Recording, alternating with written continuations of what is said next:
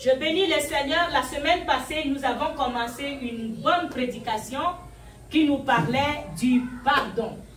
Alléluia. Nous savons tous que le Seigneur nous a appelés à lui parce que nous étions perdus, parce qu'on appelle quelqu'un qu'on cherche. Alléluia. Nous étions perdus par nos offenses, par nos iniquités, mais Dieu nous a appelés pour nous pardonner, pour nous sanctifier, pour nous justifier et pour nous repositionner là où est-ce que nous devons être. Alléluia. Quelqu'un qui est perdu, ça veut dire qu'il n'est pas à la place où il devait être. Il n'était pas là, il n'est pas là où il peut déployer tout son potentiel. Alléluia. Mais Dieu, pour nous, veut que nous déployons tout nos potentiels, toute bénédiction qu'il a mis en nous. Dieu veut que nous le vivions pleinement. C'est pour cela qu'il nous a rappelés et il nous a pardonné. Et j'ai donné le titre de ce message, c'est le pardon est un vêtement puissant. C'est vraiment puissant parce que aux yeux de Dieu, quand on est perdu, on est disposé à toutes sortes de malheurs. Alléluia. Parce qu'on n'est pas à l'abri. On n'est pas sous ses mains. On n'est pas sous son contrôle. Donc, Dieu a tout fait. Il a donné son Fils unique, afin que quiconque croit ait la vie. Alléluia. Et qu'il vive jusqu'à dans l'éternité. Cela veut tout dire. Que le pardon de Dieu nous a revêtis d'une puissance. Mais souvent, quand nous venons à Dieu, nous le savons consciemment que oui, Dieu nous a pardonné. Mais nous ignorons c'est quoi ce pardon. Qu'est-ce que ça nous apporte? Comment est-ce que nous pouvons vraiment se réjouir de ce pardon? Comment est-ce que nous pouvons vraiment vivre de cette puissance que Dieu vient de mettre sur nous? Et comme je le disais, comme on est perdu, on était disposé à toutes sortes de malheurs. Alléluia. Mais Dieu nous a ramenés et nous a revêtis d'un habit très puissant qu'on appelle le pardon.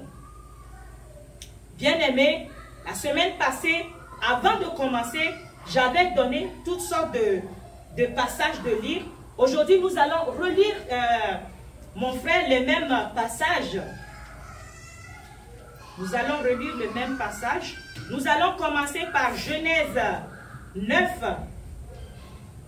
Genèse 9.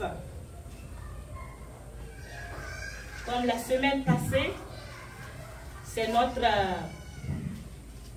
notre passage d'introduction. Genèse 9.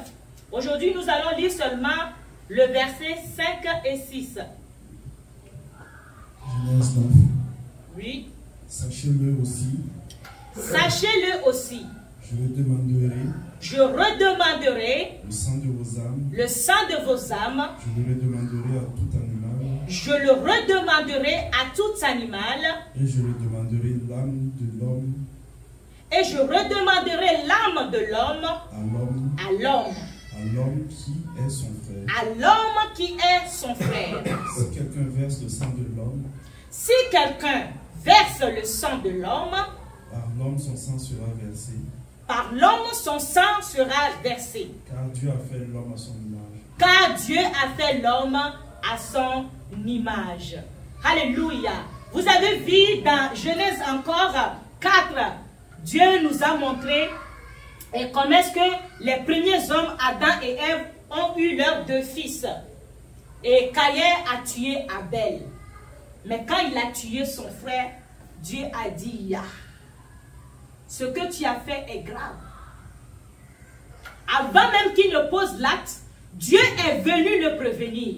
Il dit, ne fais pas ce que tu penses faire.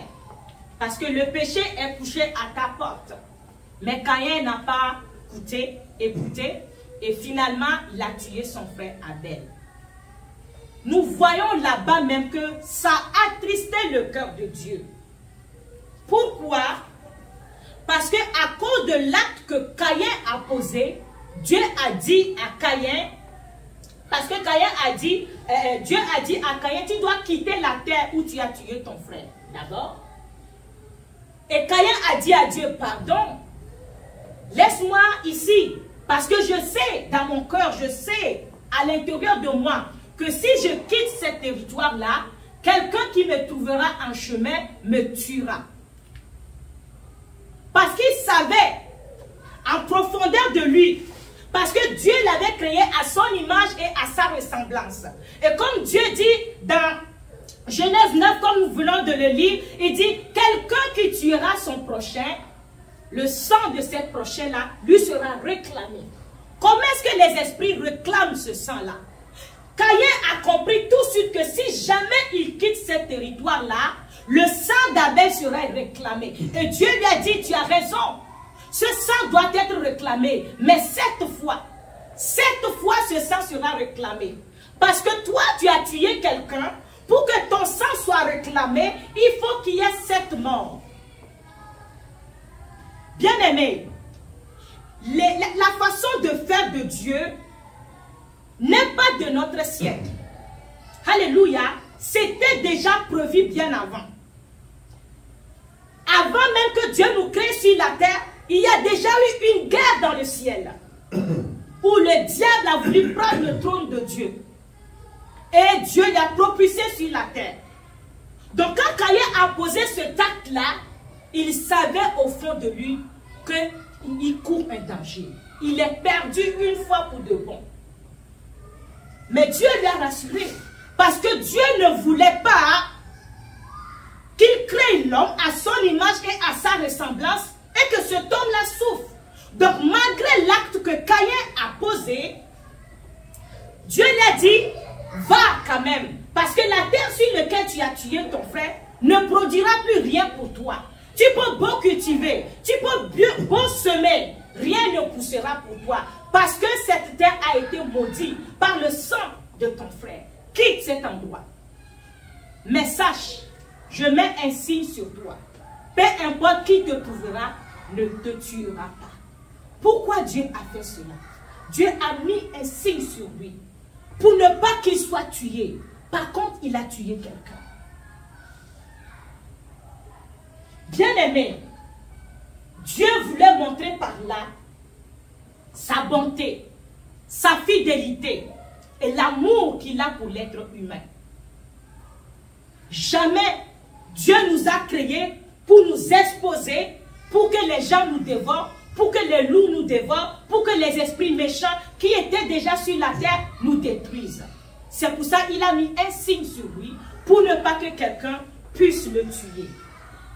Bien-aimé, mais Dieu nous dit que l'âme de l'homme sera réclamée. Même s'il n'a pas tué quelqu'un, son âme sera réclamée. Parce que ton âme est très chère aux yeux de Dieu. Alléluia. Et notre âme a été réclamée par notre Seigneur Jésus-Christ. À cause de son sang, toi tu es libre. Moi je suis libre. Nous sommes tous libres. Alléluia. Et si nous posons aussi un acte qui n'est pas une bonne acte, ou un bon acte que je peux dire, Dieu, à cause du sang de Jésus-Christ, si tu cries à Dieu, pardonne-moi, j'ai fait une erreur, j'ai commis une faute, Dieu va te pardonner. La Bible nous dit dans Ésaïe 55, verset 7, que Dieu ne se lasse pas de nous pardonner. Dieu ne se fatiguera jamais de te pardonner. Mais toi, par contre, tu ne vas pas à cause de cela aller encore et nager dans la rivière du péché. Parce qu'un enfant de Dieu qui vient à Dieu essaye de tout son possible de faire le bien. Donc le mal qu'un enfant de Dieu peut faire, souvent, ça va être des erreurs. Mais Dieu nous pardonne tous les jours. Alléluia. Dieu nous pardonne tous les jours. Mais Dieu attend quelque chose à notre tour. Les mêmes actes qu'il pose envers nous, Dieu veut que nous aussi, nous pardonnions ainsi à nos vrais semblables. Alléluia. Nous allons lire Éphésiens 4, verset 32, je crois bien. Verset 32. Éphésiens 4, verset 32.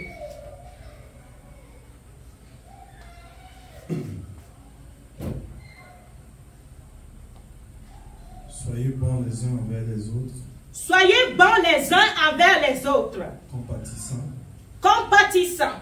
Vous pardonnant réciproquement. Et pardonnez réciproquement. Comme Dieu vous a pardonné. Comme Dieu vous a pardonné. Bien-aimés, nous pouvons beau chercher les vertus de Dieu. Nous pouvons bien chercher à ressembler à notre Dieu. C'est la première pratique que Dieu nous demande. Pardonner aux autres comme il nous a pardonné. Si tu es capable de pratiquer cette parole dans ta vie, bien-aimé, tu viens de rentrer dans le surnaturel. Ta vie devient surnaturelle. Parce qu'en temps normal, dans la chair, c'est difficile à l'homme de pardonner son frère. Alléluia. De pardonner quelqu'un qui t'a tellement blessé. Quelqu'un qui t'a humilié. Quelqu'un qui t'a craché dessus.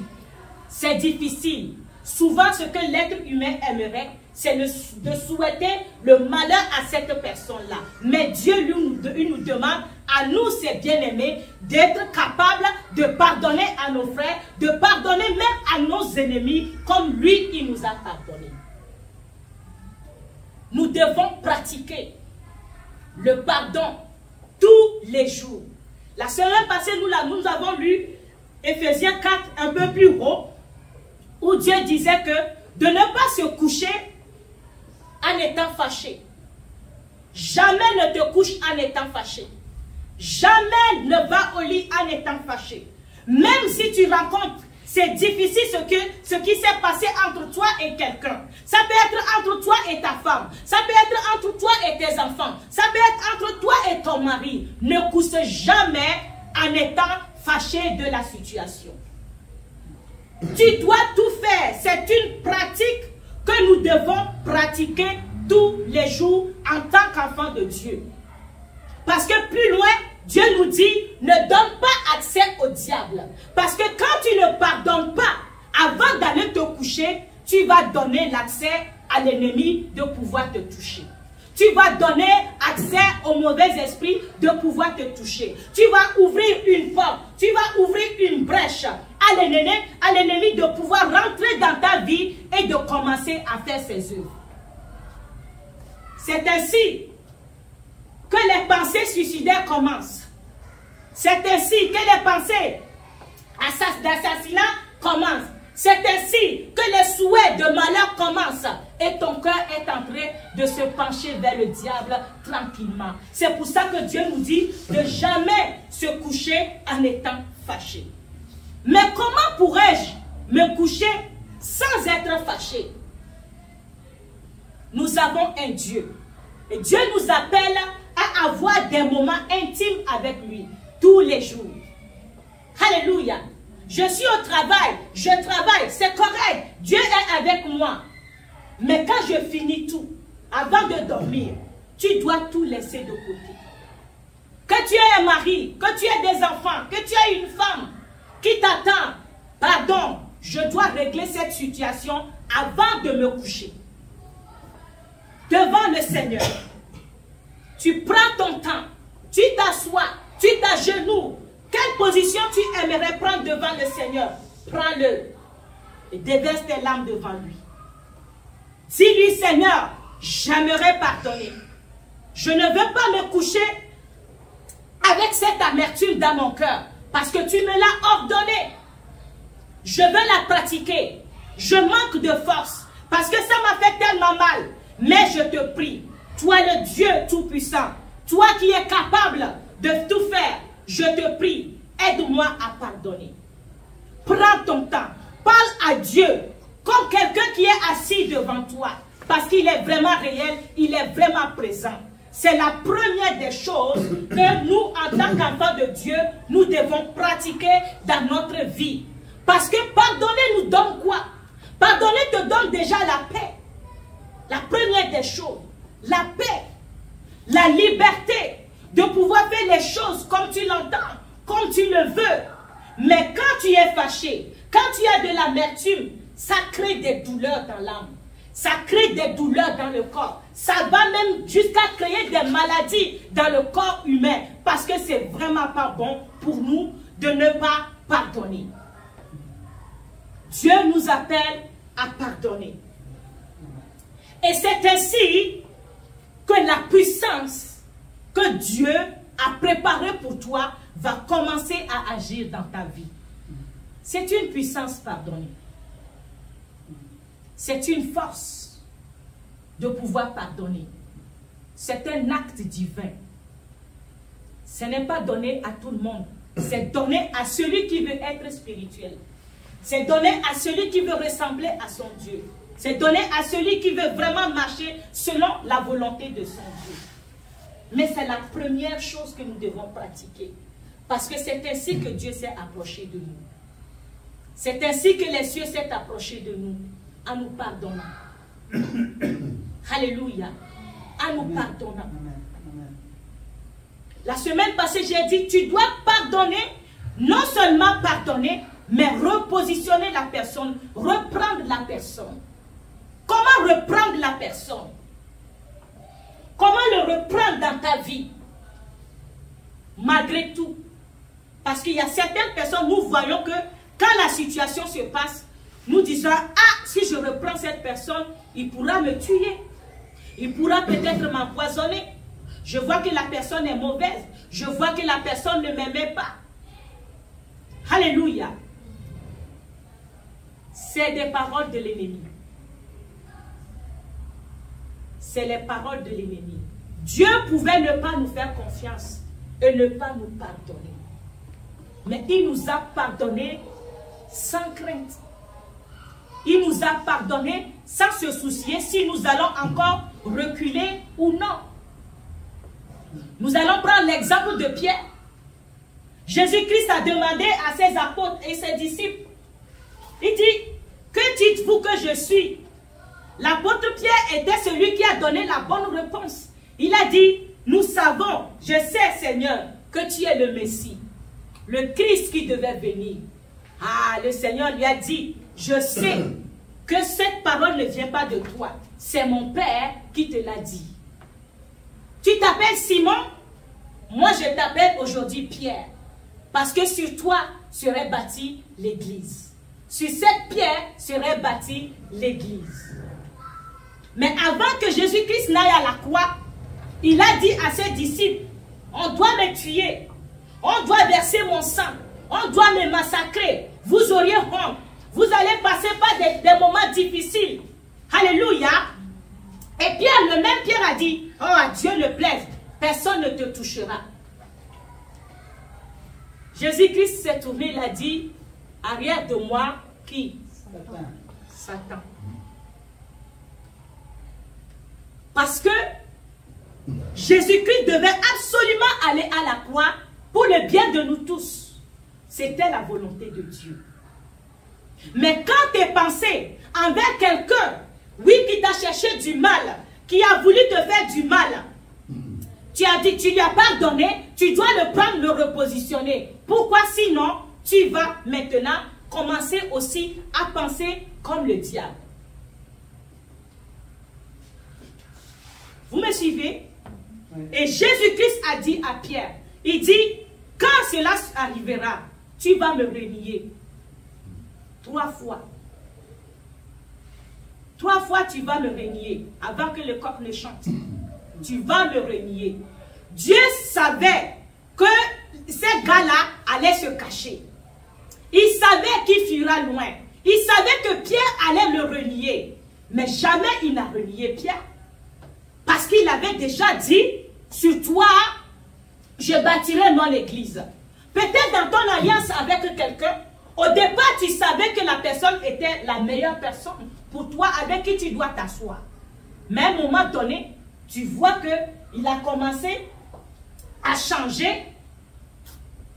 C'est sûr, pour l'être humain, nous changeons souvent notre plan. C'est mauvais. Ce n'est pas une bonne façon. En tant qu'enfant de Dieu, qui ont reçu le pardon de Dieu, nous devons aller devant le Seigneur pour lui demander, voici mon frère est en train de changer. Voici ma soeur est en train de changer. Voici mon époux est en train de changer. Voici ma femme est en train de changer. Qu'est-ce que je dois faire? Parce que Jésus n'a jamais changé la position de Pierre, Simon-Pierre. Même ce qu'il a dit est arrivé. Simon l'a renié 3 fois exactement comme il avait dit. Mais Jésus n'a pas changé sa place. Il a gardé. Et quand le Saint-Esprit est descendu, comme Jésus l'avait promis, c'est Simon qui a pris la parole. C'est Simon qui a commencé à évangéliser. Et plus de 3000 personnes sont venues à Jésus-Christ. Quand Jésus-Christ a achevé son œuvre, quand il est parti, quand il a donné la voix à Pierre, il a mis la puissance en Pierre. Il n'a pas changé. La puissance qu'il avait mis en lui, la grâce qu'il avait déposée sur sa vie, il ne l'a pas arrachée parce que Pierre a renié Jésus-Christ 3 fois. Nous devons savoir que le véritable amour en tant qu'enfant de Dieu n'est pas parfait. Nous allons rencontrer des choses. Quand nous sommes dans les relations, nous allons rencontrer des discussions, des difficultés. Mais ces difficultés-là, ce n'est pas pour nous nuire autant. Souvent, le Seigneur le permet, et si nous pratiquons le pardon, nous pratiquons véritablement l'amour de Dieu, cette relation-là va nous amener dans une autre dimension de relation. Ça va nous faire quitter la place, la relation de bébé jusqu'à la relation de jeune, jusqu'à la maturité de notre relation. Ainsi de suite. Nous allons toujours rencontrer des difficultés avec les gens. Mais si tu as tendance à laisser les gens de côté et continuer ton chemin, bien-aimé, tu vas manquer quelque chose. Comme j'ai dit au départ, Dieu nous pardonne et nous repositionne à notre place initiale. Tu vas manquer quelque chose. Ta place initiale, tu ne l'auras pas aussitôt. Si tu n'essaies pas de toujours régler ces problèmes-là. Pourquoi? Parce que tu vas commencer aussi à développer quelque chose en toi. Tranquillement, sans le savoir, tu pourras commencer à traiter les autres comme la personne qui t'a blessé. Tranquillement, sans le savoir, ton champ de ce sentiment-là va commencer à s'élargir. Bien-aimé, tu es en train de creuser un trou contre ta propre vie. Mais si tu libères, aussitôt que la situation arrive, si tu libères, tu vas voir que tu vas marcher en paix en tout temps. Le pardon est la clé de notre paix en tout temps, permanemment. Ce n'est pas impossible. Tout est possible à Dieu. C'est lui qui le donne. Donc nous devons vraiment nous fier sur notre Dieu pour que vraiment le pardon soit vraiment quelque chose que nous pratiquions et que nous ayons la puissance. Alléluia. Quand tu pardonnes les gens qui te font du mal, bien aimé, les mêmes personnes vont se voir ridicules. Ils vont dire, aïe, je ne savais pas. Je suis désolé. Oh. Tu dis, c'est pas grave, on continue. Vous allez voir que cette personne, tu viens de semer la bonté dans son cœur. Tu viens de semer la bonté dans son cœur. Même si la personne était mauvaise, il va essayer 1 fois, 2 fois, 3 fois. Non. Il va dire non, celui-là, je lui tire mon chapeau. J'ai tout fait. Il y a quand même des gens, hein, ils sont forts pour détruire ton humeur. Ils sont forts pour détruire ton bonheur. Il y en a même, ils le pensent bien et ils le font comme vraiment des vrais enfants de Satan. Mais quand la personne fait 1 fois, 2 fois, 3 fois, il voit qu'il ne réussit pas, tu viens de semer la bonté dans le cœur de cette personne. Tu viens de semer quelque chose qui est puissant et Dieu aime ça. Quand Dieu voit ça, c'est lui qui donne la capacité de pardonner, il va encore déverser une autre onction plus grande que ce que tu avais. Et tu vas voir que ton champ de puissance aussi va commencer à s'élargir. Tu vas pouvoir pardonner beaucoup de choses, plus que ce que tu faisais avant. Alléluia. C'est là que tu vas voir que tu ressembles vraiment à ton Père. Celui qui t'a créé, qui pardonne toutes choses et qui redonne ce que nous avons perdu. Nous pouvons chercher la guérison. Nous pouvons chercher la restauration. Nous pouvons chercher toutes choses. Mais le pardon, il fait au-delà de ça. Fait au-delà de ça. C'est pour ça que Jésus-Christ était capable de guérir tout le monde. Jésus n'a failli à aucun cas qu'on lui a présenté. Jamais Jésus a échoué nulle part. Parce qu'il est venu pour nos âmes. Il est venu pour notre sang. Il est venu pour nous pardonner. Alléluia. Il est venu pour nous servir. Amen. Celui qui pardonne apporte la guérison. En pardonnant aussi, tu serais capable de régler beaucoup de situations, beaucoup de conflits entre amis, beaucoup de conflits dans les foyers. Quelqu'un qui pardonne est juste.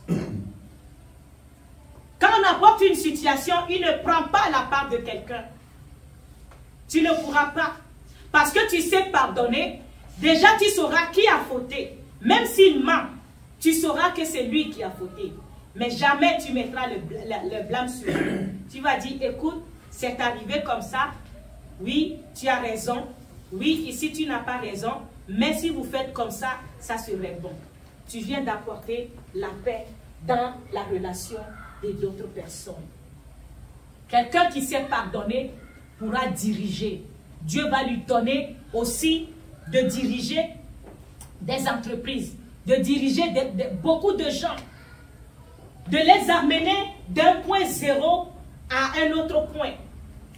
Alléluia. Celui qui est capable de pardonner, Dieu lui donne beaucoup de choses, beaucoup de responsabilités. Alléluia.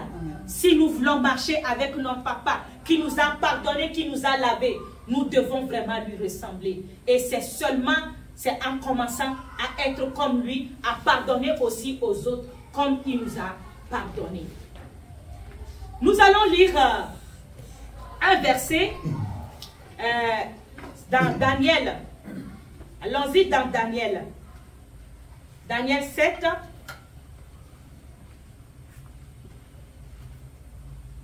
Daniel 7.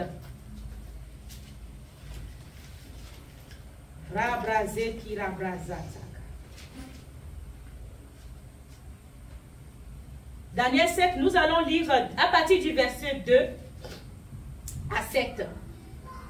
Daniel commençait et dit. Et je vais juste parler un peu. Daniel est un prophète qui avait beaucoup de songes et de visions de la part de Dieu. Alléluia. Donc nous allons parler de une de ces visions. Allons-y. Daniel commençait et dit. Daniel commença et dit. Je regardais pendant ma vision nocturne. Je regardais pendant ma vision nocturne. Et voici. Les 4 vents des cieux firent irruption sur la grande mer. Les 4 vents des cieux firent irruption sur la grande mer. Et 4 grands animaux sortis de la mer.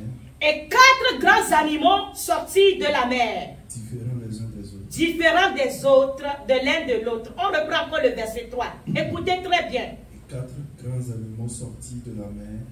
4 grands animaux sortis de où? De la mer.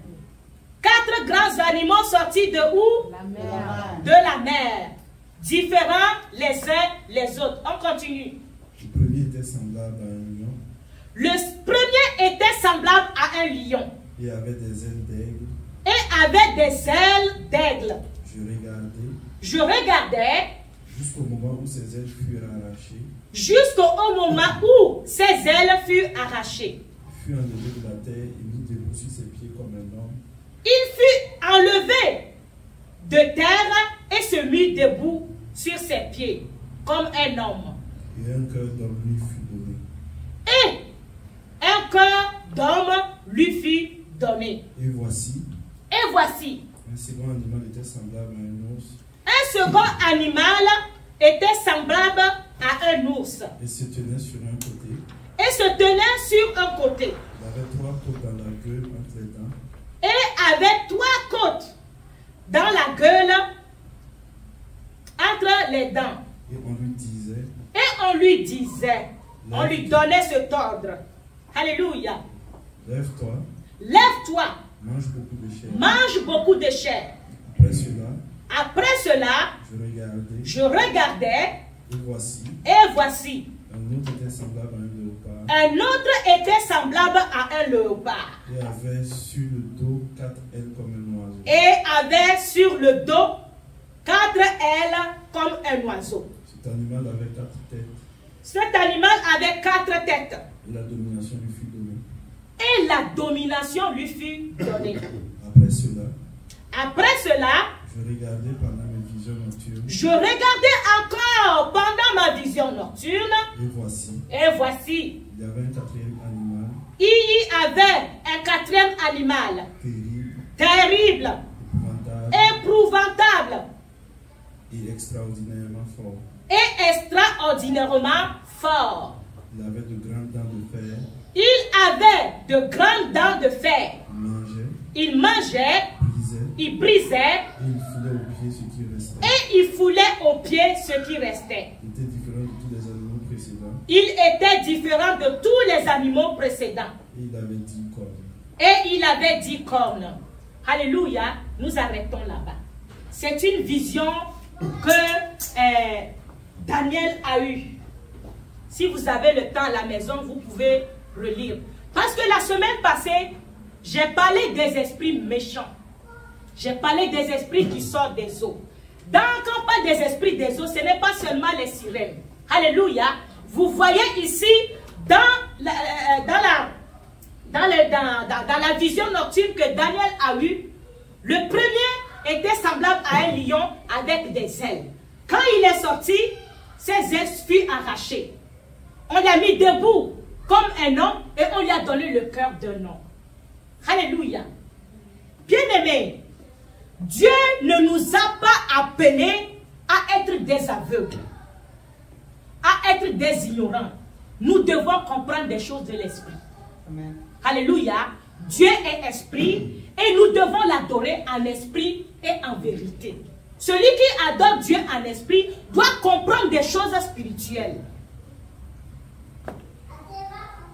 Celui-là, quand tu vas le rencontrer, tu vas penser que c'est un homme, mais c'est un démon qui vient de la mer. Bien-aimés, nous ne sommes pas les seuls humains qui marchent sur 2 pieds sur la terre. Je l'ai dit la semaine passée, il y en a d'autres personnes qui sont au milieu de nous, mais qui ne sont pas des hommes. Pourquoi je ramène cela? Nous avons vu tout ceci. Il y en a un autre, on a dit, va et mange beaucoup de chair. Quelle chair? Il n'y avait pas la chair dans la mer. Il n'y avait pas assez de manger dans la mer. Il n'y avait pas assez de nourriture. Pourquoi il est sorti pour manger beaucoup de chair? Quelle chair? Pas la mienne, il ne mangera pas. Pas le tien, ils ne mangeront pas. Tu dois refuser cela. Tu dois bloquer la porte où les ennemis de ton âme sont sortis de l'eau pour venir détruire ta vie. Tu dois refuser cela. C'est pour ça que le pardon est très important. Parce que ces esprits-là sont rusés. Ils ne sont pas nés de la dernière pluie. Ils savent comment faire pour te manipuler. Mais toi, tu dois savoir comment faire pour les éviter.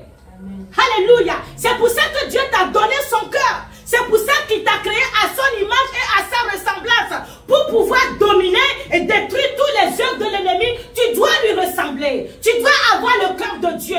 Quand tu as le cœur de Dieu et tu es capable de pardonner, même si c'est un esprit qui passe par ton frère, qui passe par un membre de ta famille, qui vient vous détruire, toi tu diras non, je ferme cette porte-là. Ici dans cette maison, c'est la paix qui doit régner. Amen. Alléluia. Amen. Nous nous fixons souvent sur les gens et le diable nous trompe jour et nuit. Le diable vient briser les foyers.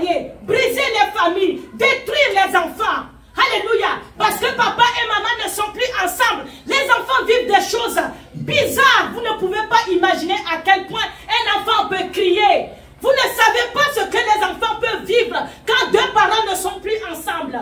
Vous ne pouvez pas se mettre à leur place. La sécurité n'est pas là. Parce que les parents sont comme des dieux pour les enfants. Alléluia. Sont comme des dieux pour les enfants. Aujourd'hui, l'enfant va là-bas. Demain, il va par là. C'est fini. Fermez les portes. Parce que nous faisons face à des ennemis que nous ne voyons pas. Mais la clé que Dieu te donne, la force que Dieu te donne pour pouvoir les identifier, pour pouvoir les reconnaître, c'est le cœur qui pardonne. Quand tu sais pardonner, tu es conscient que c'est des esprits qui viennent pour détruire, égorger et tuer. Toi, tu fais tout pour fermer la porte. Ces esprits-là ne sont pas sortis des eaux pour faire du bien à la terre. Si vous lisez plus loin, vous allez comprendre. Vous reviendrez m'en parler.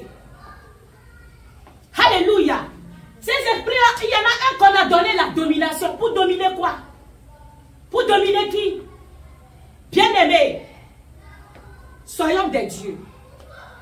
Soyons à la ressemblance véritablement de Dieu. C'est ainsi que nous pourrions vraiment agir puissamment dans nos vies. C'est ainsi que nous pourrions vraiment rester à la place où Dieu a préparé pour nous. Aujourd'hui, quelqu'un ici au Québec va dire, ma vie ne va pas bien. Il aimerait voyager, aller loin, reconnaître les pays, mais bon, je n'ai pas de moyens. Quelqu'un aussi en Afrique va dire, hey, la pauvreté ici est grave. Il faut que je vienne ici. Les gens sont perdus. Pourtant, il y a de la richesse en Afrique. Il y a de la richesse ici. Chacun peut bien vivre chez soi. Mais seulement, tu pourras être là où Dieu veut que tu sois. Si tu as la capacité de Dieu. C'est ainsi que Dieu peut te communiquer ce que tu as besoin. Alléluia. Quand ce mois va terminer par la grâce de Dieu, le mois prochain, nous allons rentrer dans la communication avec Dieu. Nous allons voir les rêves, les visions, tout. Comment est-ce que Dieu peut nous communiquer et comment est-ce que nous pouvons l'écouter et savoir marcher selon ses directives. C'est très important. Je finis par ici en te disant, pratique le pardon.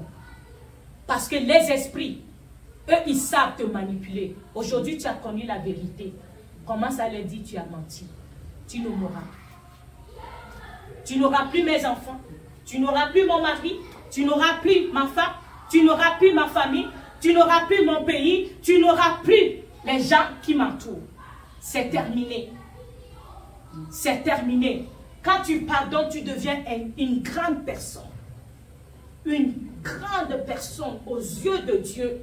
Tu deviens un élément qu'on ne peut pas casser. Jésus-Christ à la croix, on le fouettait, on a tout fait. Il a crié, Père, pardonne-leur, car ils ne savent pas qu'est-ce qu'ils font. Un soldat regarde, il a dit, celui-là était le Fils de Dieu. Celui-là était le Fils de Dieu. Hey, il était le Fils de Dieu. Qu'est-ce que nous avons fait?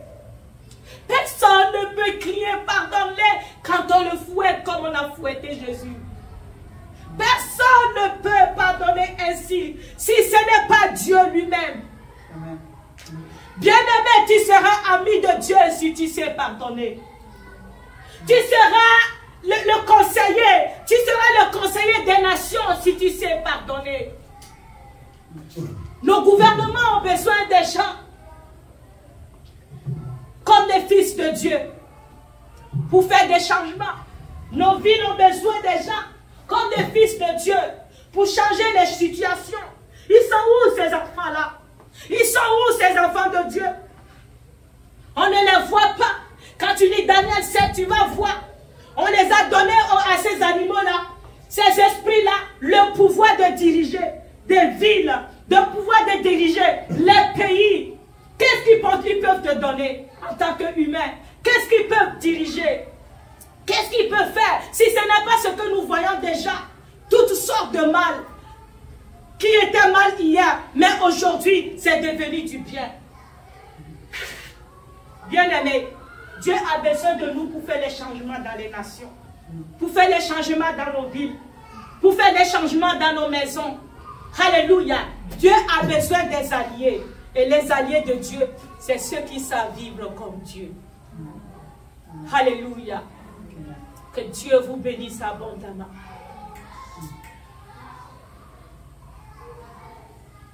Rabraché qui rabrassara. Ricarabrasé qui rabrassoto. Rocari abrassata carabrasé. Dis quelque chose à ton Dieu ce matin. Pour cette parole que tu as écoutée, qu'elle ne soit pas vaine, que tu ne sors pas d'ici en l'oubliant. Dis quelque chose à ton Dieu ce matin. Dis quelque chose à ton Créateur ce matin. Dis quelque chose à celui qui est prêt à te donner la puissance surnaturelle ce matin. Dis-lui quelque chose. Ne sors pas d'ici en oubliant ce que tu as écouté. Les nations ont besoin de Dieu. Les nations ont besoin de Dieu. Les familles ont besoin de Dieu. Les foyers ont besoin de Dieu. Toute cette nation a besoin de Dieu. Mais Dieu peut seulement agir si toi, tu te rends disponible. Dieu va t'utiliser pour cette nation. Dieu va t'utiliser pour les foyers. Dieu va t'utiliser pour les familles. Dieu va t'utiliser pour des écoles. Dieu va t'utiliser, oui, à des endroits élevés. Dieu va t'utiliser. Dieu te cherche. Pendant que tu cries à Dieu, Dieu aussi veut. Lui aussi il dit, mon fils, le sang de mon fils a coulé. Jusqu'à quand? Jusqu'à quand tu vas écouter ma voix? Le sang du Christ a coulé pour toi. Jusqu'à quand tu pourras comprendre? Le sang de mon fils bien-aimé a coulé pour que tu deviennes riche. Jusqu'à quand tu vas écouter ce sang? Le sang de mon fils bien-aimé a coulé pour que tu sois guéri. Jusqu'à quand tu vas écouter cela? Alléluia. Dieu crie à toi. Dieu crie à toi. Toi qui cries à Dieu, Dieu aussi crie à toi. Oh, commence à te préparer pour la position dans laquelle Dieu t'avait déjà mis et que tu t'es déplacé. Commence à te préparer. Commence à te préparer. Dieu veut faire des grandes choses dans ta vie. Dieu veut faire des grandes choses dans ta vie. Et aujourd'hui, il te dit, fais comme mon fils a fait. Pardonne, pardonne, pardonne et marche tout droit dans ta bénédiction. Au nom puissant de Jésus-Christ. Rocha karabrazetiama. Brekuria brasato korobrositema. Brekia brashata karabrazete. Kuria krosota karabasheke. Rosu karabrasharia brazoto. Brendi karabrasheki labrasete kerebebe. Lokuria brasete kerebebe. Vous qui nous suivez sur Internet, partagez pour bénir la vie de quelqu'un. Partagez pour donner la vie à quelqu'un. Partagez pour donner la santé à quelqu'un. Partagez pour donner la restauration à quelqu'un. Partagez, donner la joie et la paix à quelqu'un. Partagez pour ramener quelqu'un. Oui, pour amener quelqu'un dans la voie du Seigneur. Au nom puissant de Jésus-Christ. Rosa keria bazatama. Rikere brazoto korobrosa. Kuria bashate kerebebe. Rukaria bazoto kayama. Bretu karabrasha. Ria mashata. Reshieke. Rukia korodorosiyama. Rakuria brashata. Kuria brashete kerebebe. Rukarabrazata karabrashe. Ria makolo brashara basete. Rakuria brasataka. Alléluia. Sois loué, Père. Sois exalté, mon Dieu. Au nom puissant de Jésus-Christ. Tu vas répéter après moi. Seigneur Jésus, merci pour ta parole. Ce matin, je suis béni parce que je sais, tu m'as pardonné totalement. Je suis guéri, je suis béni. Aujourd'hui, avec ta parole que j'ai encore écoutée,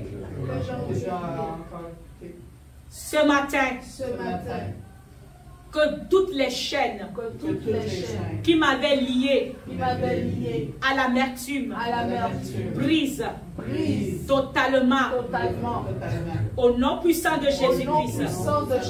Remplis-moi de ton amour afin que je puisse pardonner à mes amis, à mes frères, à mes vrais semblables, comme tu m'as pardonné. Au nom de Jésus, sois loué, sois exalté pour des siècles et des siècles. Amen. Alléluia. Acclamons le Seigneur.